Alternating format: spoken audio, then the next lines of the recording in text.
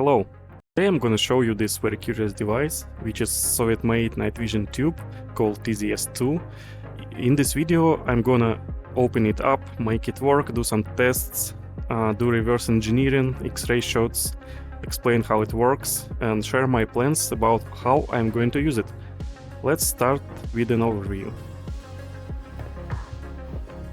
Device comes with a bag. The bag is made from rough Soviet denim or something like that. And there's not much special about it, except somebody left some flower seed in there. Let's put that away. Device itself was made in October 1991, 2 months before Soviet Union stopped existing, so technically it's still Soviet. I bought it in unknown condition. It didn't turn on, so I bought it for cheap, and it cost me about 35 bucks. Now let's open it up and make it work. As you can see, lens is easily detachable, and it is pretty heavy lens. I mean, the whole device is heavy, it weighs about 1 kilo. Here's the rear lens. Nothing special. Now what interesting is the sensor itself. We can look right through it. It gives up orange-yellow color, and there is a cylinder-like structure inside. Okay, let's open it up further. Now this part is meant to be used for attaching additional devices like infrared light or something else. Okay, let's remove it.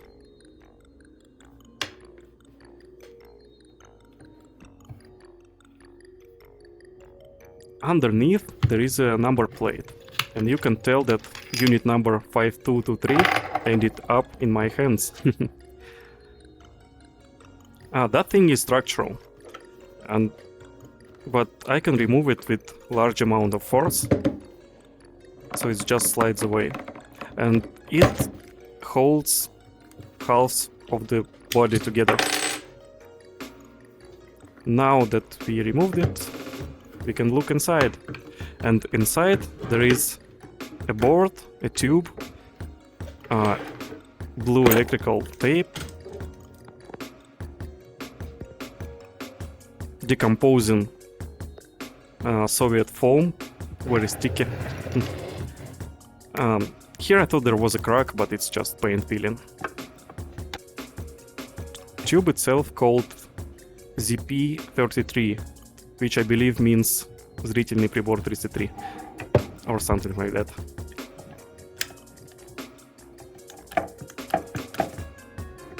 Let's remove that blue tape, see what's underneath. And there is some component which hard to tell what it is. Here's the board.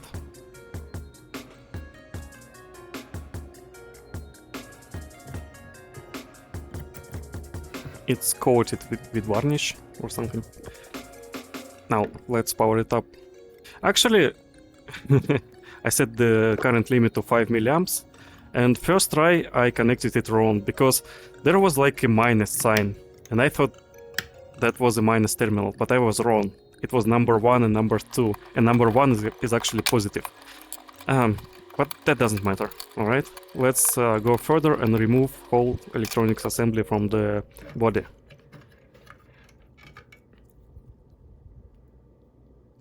Here are up-close shots of the tube. There is nothing interesting left in the body, so we'll put that away.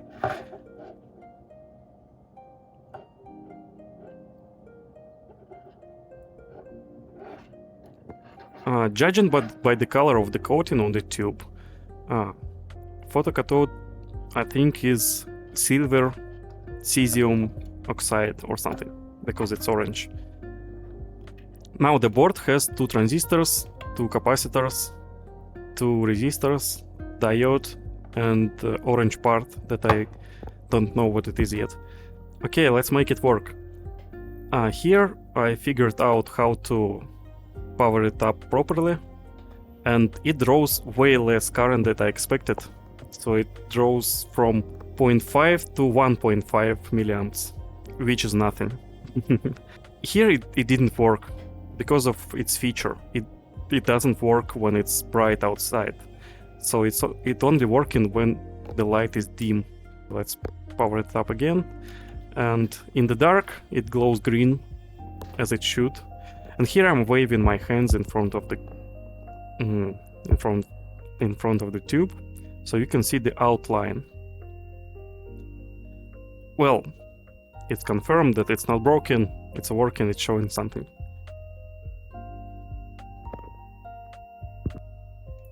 And here's that behavior when it stops working when the light is too bright.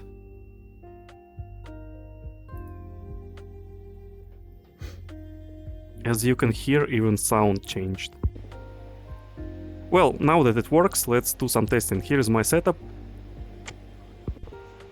And the thing is that optics in this device designed to look at objects 10 meters away or 20 meters away or 100 meters away, and it's very hard to focus it inside the room. But I did what I could.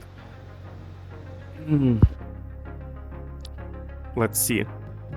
Here, how the picture looks like when the light is dim, but there is still light. Very clear. I mean, good enough. And here how it looks like when it's completely dark. I'm testing it on some fluorescent powder. So it works, it does what it should. You can see in the dark with this tube. Device. Also, it looks way better with the human eye than with the camera because of focusing issues. It looks better in person. Now let's do reverse engineering, starting with X-ray. So I put the tube in my X-ray. Let's see how it looks like. And actually it was very telling. Straight away we can tell that the bottom part is the voltage multiplier bent in weird L shape. The cylinder is hollow, and there is a small tiny pit for getter on the tube leg. So it's generation 1 night vision device, not generation 2, not generation 3. X-ray of the board is also telling. I can say that mystery part is pod core transformer. That's what it is. Okay, let's poke it with the oscilloscope. There is only one signal worth being traced, and that's the main driving signal.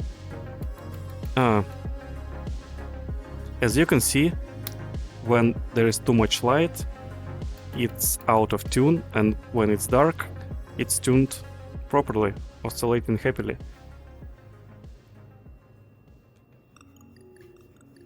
And signal doesn't change with changing picture.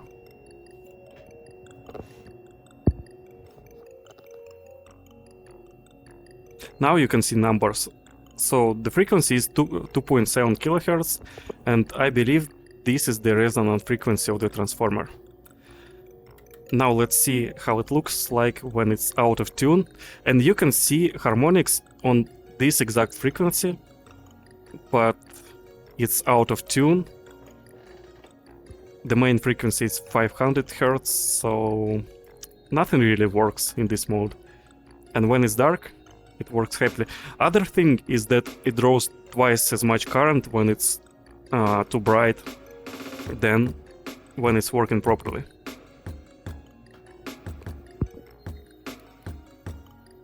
Here I'm testing it with thermal camera, but there is no hot spots whatsoever, nothing is heating, everything is completely cold.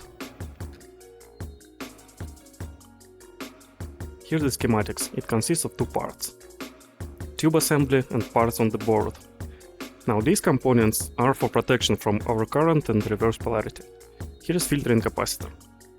Now this part is an oscillator. How it works? Here is bias resistor. It provides slightly negative point over here and allows some current to flow through these transistors, which opens them, which allows some current to flow through transformer and charge it. Transformer can store energy in magnetic field. Now when it charges, secondary coil provides positive feedback to these transistors, which opens them up even more, so charging becomes faster. Transformer can hold only so much energy, and when it's reaching its saturation, speed of charging slows down and feedback becomes negative. Negative feedback closes these transistors, no more energy flows in the transformer. Now started phase of discharging. Transformer loses energy mainly towards output. So when it discharges and almost drained of energy, discharging slows down again and feedback becomes positive again. So it opens up transistors again and transformer starts charging, and cycle repeats 2700 times a second. And this capacitor, it's here for stability and voltage division on the feedback, for shaping feedback, all right? Because when facing a C, capacitors becomes resistor, and its resistance is about 1 to 4K, all right? Transformer itself acts as a voltage multiplier. On the primary there are like 3 volts maximum, but on the secondary there are 1 kilovolt AC. Now this AC goes to tube assembly. There is weird L-shaped voltage multiplier that has 10 stages. I didn't draw all 10 because there's not enough space. Voltage multiplier makes 1 kilovolt into 20 kilovolt and then feeds it to tube. What happens next I will explain in the next part. Additionally, about transformer, primary has only few turns and its resistance is 0.1 ohm. Secondary consists of 2 parts.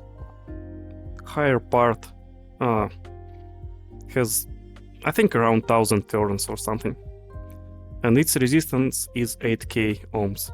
Bottom part has 100 times more turns, but doesn't play any significant role in this circuit at all. So it's mostly present there for structure and for insulation, stuff like that. Okay, next part. Tube itself works pretty easy. There are 2 electrodes, negative ring around the front part and positive connected to inner cylinder. Between those electrodes there is static DC electric field. When photon goes in, it hits the screen, which is coated in silver, cesium oxide coating something. So the coating eats photon and emits electron. Electron becomes free. Free electron got grabbed by the field and accelerated towards screen, towards the rear part. Now, while it's been accelerated, it gains energy, kinetic energy. So while traveling, it becomes 100 times more energetic, all right? And when it hits the screen, electroluminescence reaction starts, which emits more photons. I think about 100 times more. And that's it. That's how 1 photon in the input becomes 100 photons on the output. Pretty easy. Pure electrostatics. But electrons drain energy from the field. That's why it needs external power. And the other curious thing is when it's too bright and too much photons comes in, the whole cloud of electrons becomes free, and so much negative charge leaves cathode that cathode itself becomes positive and attracts them back. So they never leave if it's too bright. That's why the whole thing stalls. There is not enough energy in this field to detach a lot of electron at once. Alright? Also, when it's too much light, oscillator basically works without load, and that draining energy from transformer becomes slower, frequency drops, and everything stalls. Now about plans for the future use. I'm not going to put it back together. Instead, I will take inner electronics and optics and combine them with this modern high-speed camera. It's 200 FPS camera. So I hope to get low light, high-speed camera. What do you think? Anyway, I'm glad you stayed till the end. Feel free to leave a comment, ask questions, or whatever. See you around.